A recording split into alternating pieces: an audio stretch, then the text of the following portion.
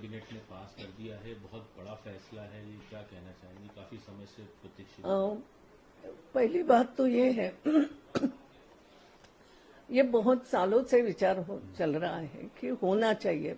मेरे ख्याल से शुरू में हो रहे थे ऐसा कि पूरे देश में एक बार इलेक्शन अगर हो जाता है तो पूरे 5 साल वास्तव में शांति से तुम विकास के काम कर सकते हो। और बाद में जो भी है, कुछ राजनीतियां होती चली गई, कोई प्रदेश पिछड़ गया, कोई बार इलेक्शन बीच में हो गए किसी के, जो भी कुछ होता सबका इतिहास है। लेकिन ये विचार बुरा नहीं है। पहली बात तो कि स्टेट के, क्योंकि स्टेट इलेक्शन और नेशनल इलेक्शन अगर एक साथ हो जाते हैं तो एक बार वो हो गए कि भले ही स्टेट का काम हो वो आबादित रूप से चलेगा, नहीं तो कहाँ इलेक्शन है, एक बार लोकसभा के इलेक्शन हो गए और उसके बाद फिर विभिन्न प्रदेशों में चलता ही रहा कारवां इलेक्शन का। तो कहीं ना कहीं ऐसा होता है कि फिर वो ये लगता है ना, चुनाव आचार संहिता आचार संहिता से काम रुक गए, अब ये निर्णय नहीं ले सकते, वो नहीं होता, ये कहीं ना कहीं तो अड़चने आती है। तो वन नेशन वन इलेक्शन, ये बात तो अच्छी लगती है बहुत।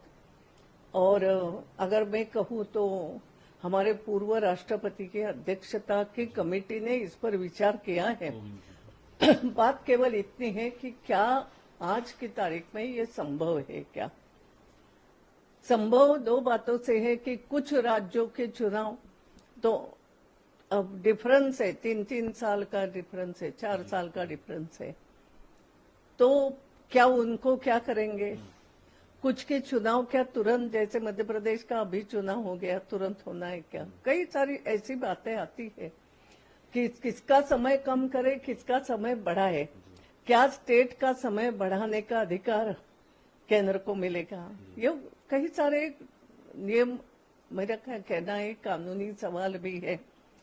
और भारत में सबके सहमति भी आवश्यक है, लोकतांत्रिक हमारा देश है, मगर कल्पना जरूर अच्छी है। मैं इतना कहूंगी, कल्पना स्वागत योग्य है, लेकिन उसको अमल में लाने के लिए जो भी कुछ करना पड़ेगा तो किस तरीके से करेंगे। एक तो मैंने पूरी रिपोर्ट मैंने अभी पढ़ी नहीं है, उसके मुख्य मुद्दे क्या है, किस तरीके से जो कठिनाइयां आएगी, क्योंकि फंडिंग का विचार करें तो फंडिंग की दृष्टि से one nation one election is a good thing कि एक बार खर्चा हो गया, खर्चा होने के बाद you are free to work for 5 years, ये हो जाता है। पूरे हिंदुस्तान में एक प्रकार से काम चलता रहेगा।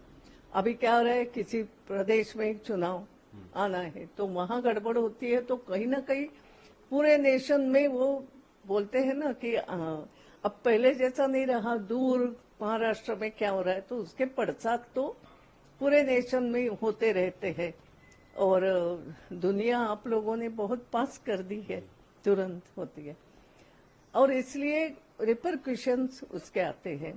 इससे और क्या बेनिफिट आप देखते हैं, और क्या नेशन वन इलेक्शन से बेनिफिट और क्या देखते हैं इसमें? नहीं, एक बेनिफिट जैसा मैंने कहा कि एक तो खर्चे के बार बार, क्योंकि चुनाव होते हैं तो बार बार खर्चा, चाहे स्टेट का हो तो भी खर्चा बहुत आता है, कितना करो, तो एक ही समय पे वो सब खर्चा होगा। एक ही बार देश के लोग सोचेंगे कि कौन चाहिए, स्टेट में कौन चाहिए, कब केंद्र में, अलग अलग सोच हो सकती है, और एक ही बात तय हो जाएगी दोनों की। फिर 5 साल आप संलग्न विकास के बारे में सोच सकते हो। फिर बीच में जैसा होता है कि चुनाव आ गया तो अब कुछ अलग तरीके से सोचो, क्या दे सकते हैं, क्या नहीं दे सकते हैं, उसके रिपरक्यूशंस क्या। तो नीति में कहीं ना कहीं फर्क, फिर राष्ट्रीय सोच भी थोड़ी बदल जाती है, क्योंकि आजकल प्रदेश अपने तय स्ट्रांगली सोचने लगे हैं। ये भी होता है, प्रादेशिक राजनीति भी महत्वपूर्ण होती जा रही, मगर हो जाते हैं। तो मैंने जैसे कहा कि पूरे नेशन में एक 5 साल के लिए लोगों को भी सोचने का, नेताओं को सोचने का सरकार को सोच के काम करने का ये जो 5 साल का एक पीरियड ठीक ढंग से मिलता है। विपक्ष इससे वे- सहमत नहीं है, लेकिन नहीं, अब वही विपक्ष को, वही प्रजातंत्र है। मैंने पहले ही कहा, इसमें लोकतंत्र में विपक्ष का भी मुख्य बात तो रहती है।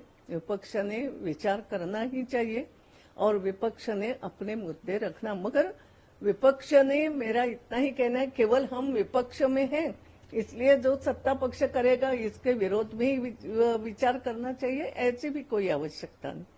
इसमें क्या हो सकता है, जी राष्ट्र की दृष्टि से क्या क्या फायदेशीर है, या प्रादेशिक दृष्टि से भी, प्रदेश के विकास के दृष्टि से भी लाइन अप कैसे हो सकते हैं, तो ये दोनों बातें विचार करना है। और इस पर विचार अभी अगर समझो कल कैबिनेट में पास भी होगा तो लोगों के विचारार्थ तो आएगा। तो सभी प्रादेशिक पार्टियां, नेशनल पार्टियां, विपक्ष, पक्ष, छोटी मोटी सभी राजनीतिज्ञ जो है, या पार्टियों के अलावा भी राजनीतिक सोच रखने वाले, आप जैसे पत्रकार जो होते हैं, वो उनकी भी अपनी एक सोच रहती है, या कोई ऐसे बड़े सामान्य जनों में से ही जो लोग बड़े होते हैं, जो थिंकर जिनको हम कह सकते हैं, जो देश के लिए विचार करते हैं, जो समाज के लिए विचार करते हैं, वो भी अपना विचार रखेंगे। तो सबकी सोच से क्या हो सकता है ये बात सामने आएगी। विचार करने में कोई बुरा नहीं है, ये बात जो आई हो। सुमित्रा का क्या ओपिनियन है पर्सनली? नहीं, देखो, सुमित्रा महाजन तो अब रिटायर हो चुकी, पॉलिटिक्स से भी रिटायर हो चुकी, और इसमें व्यक्तिगत, मैंने जैसे कहा कि कई बातों के फायदे हैं, लेकिन कठिनाई ये अभी है। फायदा तो है कि एक बार, मैं भी चाहती हूँ, बार बार इलेक्शन आता है, यहाँ का इलेक्शन, वहाँ का इलेक्शन, फिर गड़बड़ी, फिर काम करना हो। जैसे मेरे दृष्टि से एक सोचो तो आज इंदौर मनमाड़ लाइन है, जी तो मध्य प्रदेश और महाराष्ट्र दोनों की मिलकर के विकास की बात है। अब अगर जब तक महाराष्ट्र के चुनाव नहीं होंगे, हो सकता है काम होगा नहीं, होगा कि नहीं होगा, आगे बढ़े। क्योंकि आजकल ऐसा तो नहीं रहा ना कि केवल मेरा प्रदेश दूसरे प्रदेश को भी जोड़ता है। ये तो एक मैंने अभी उदाहरण दिया आपको, मतलब ऐसे कई उदाहरण हो सकते हैं। तो दोनों प्रदेशों ने विचार करने की बात है किसी मुद्दे पर, लेकिन बात यह आ गई कि अगर कहीं चुनाव आए तो वो अपने तरीके से विचार करेंगे, आज चुनाव में फायदा क्या। फिर उस समय कई बार ये भी हो सकता है कि राष्ट्र की आवश्यकता क्या है वो पीछे हो सकती है, प्रादेशिकता ज्यादा आगे आ सकती है। ऐसे कई सारे मुद्दे हैं, लेकिन एक बात है कि एक बार नेशन चुनाव हो जाए सबके, तो मेरे जैसे को लगता है 5 साल अब सब लोग मिलकर के बैठो, राष्ट्र के विकास की, प्रदेश के विकास की एकत्रित बैठ करके सोचो। अब 5-5 साल तय हो गए, तुमको ही रहना है, वहां राष्ट्रीय स्तर पे इनको रहना है, प्रादेशिक स्तर पे इनको रहना है, तय हो गया। नाउ थिंक अबाउट इट कि आपके आपसी मसले भी कैसे सोचोगे, क्योंकि आजकल प्रदेश में भी आपसी कई सारी चीजें हैं जिसको बैठ करके सोचना बहुत जरूरी है। और इसलिए एक बार चुनाव से फारिग हो जाए तो अब इन बातों पर कंसंट्रेट करो। मैं कहती हूँ ये एक फायदे की बात भी है, केवल खर्चा ये एक बात नहीं, ये जो बातें हैं सोचने के लिए आपको शांति से समय मिल रहा है, ये एक बात है।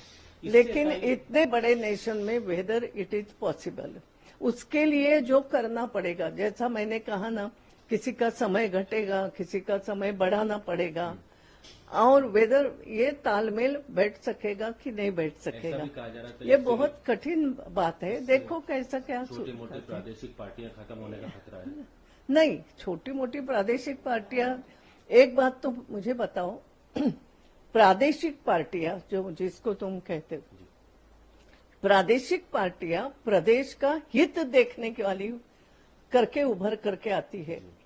क्या सभी ऐसी है क्या? ये एक बहुत बड़ा प्रश्न है कि वो कोई जाति आधारित काम करता है, कोई एक इतना सही प्रश्न लेकर के पूरे प्रदेश को सोचने वाली प्रादेशिक पार्टी है। ऐसा मैं मानती हूँ कि पूरे प्रदेश का हित मेरे क्या होता, और वो अगर करने के लिए आसपास के प्रदेशों को भी मैं मिला करके कैसे बात करूं, देखो आज मैं तो माता अहिल्या की भक्त हूँ, और माता अहिल्या ने ये किया था कि आसपास के प्रदेशों को मिलाकर भी काम अच्छा कैसे हो, ये सोच होती है।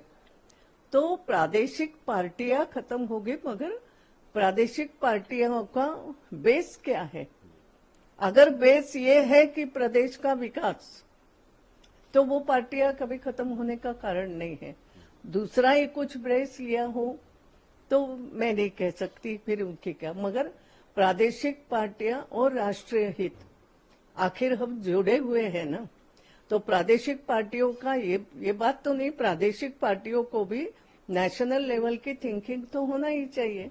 आखिर भारत रहेगा तो हम सब रहेंगे, ये बात एक है।